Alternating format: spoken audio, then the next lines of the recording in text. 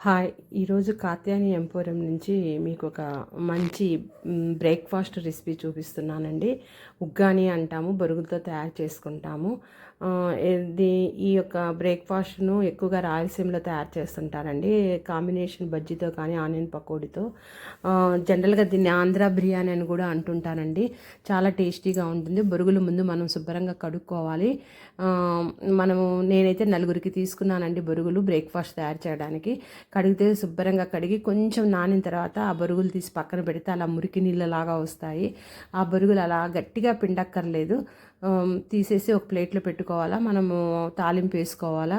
నూనె వేసేసుకొని జీలకర్ర, ఆవాలు, పచ్చెనగపప్పు, మినప్పప్పు అన్ని తాలింపు గింజలు వేసేసుకొని ఎండుమిర్చి ఎక్కువగా వేసుకోవాలా ఈ ఉగ్గాని తయారు చేయడానికి. దీనికి ముందుగా మనము ముఖ్య ఇంగ్రీడియంట్ ఏంటంటే కొబ్బరి, పచ్చిమిర్చి కొంచెం మిక్సీ వేసుకొని పెట్టుకోవాలా కచ్చా పచ్చాగా. కారం వేయకోకుండా పచ్చిమిర్చితో చేస్తే చాలా బాగుంటుంది ఈ ఉగ్గాని. ఒకవేళ పచ్చిమిర్చి ఇష్టం లేని వాళ్ళు ఒట్టి కారంతో అయినా తయారు చేసుకోవచ్చు. ఎక్కువగా పచ్చిమిర్చితో చేస్తే చాలా టేస్టీగా ఉంటుందండి.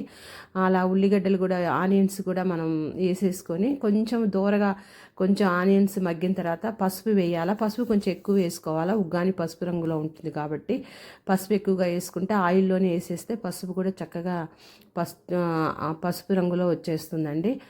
మనం ఇలా ఆనియన్స్ కొంచెం వేగిన తర్వాత మనం రెడీ చేసుకున్న పచ్చిమిర్చి, కొబ్బరి పేస్టును దాంట్లో కచ్చాపచ్చాగా వేసుకున్న పేస్టును ఈ యొక్క తాలింపులో వేసేసుకోవాలండి. కొంచెంసేపు మగ్గనిచ్చిన తర్వాత కొంచెం ఒక పావు గ్లాస్ పాలు రెడీగా పెట్టుకోనండి. ఎక్కువ పెట్టుకోనక్కర్లేదు. వెంటనే టమోటాలు వేసేయాలా. ఉల్లిగడ్డలు మగ్గిన తర్వాత టమోటాలు చాలా చిన్నగా కట్ చేసేసుకోండి. కరివేపాకు, కొత్తిమీర అన్నీ కూడా వేసుకోవాలా.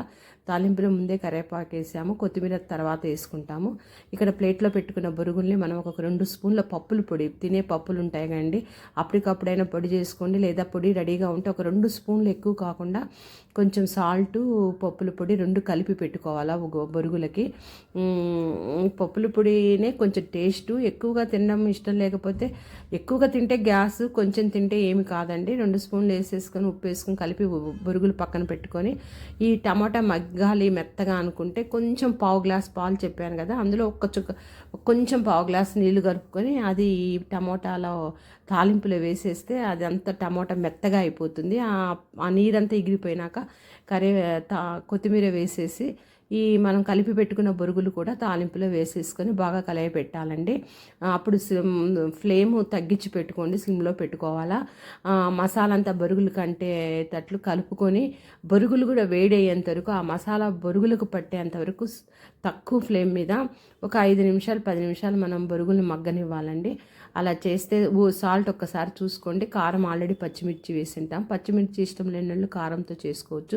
చాలా టేస్టీగా ఉంటుందండి ఈ యొక్క బ్రేక్ఫాస్ట్. దీంట్లో కాంబినేషన్ బజ్జీ కానీ, ఆనియన్ పకోడీ కానీ ఒకసారి ఈ విధంగా చేసి చూడండి. చాలామంది చాలా రకాలుగా చేస్తారు, కానీ ఇది చాలా టేస్టీగా ఉంటుందండి ఉగ్గాని. మేము ఎప్పుడు ఉగ్గాని చేసినా కూడా ఇలానే తయారు చేసుకుంటాం మా ఇంట్లో ఉగ్గాని. లైక్ చేయండి, షేర్ చేయండి.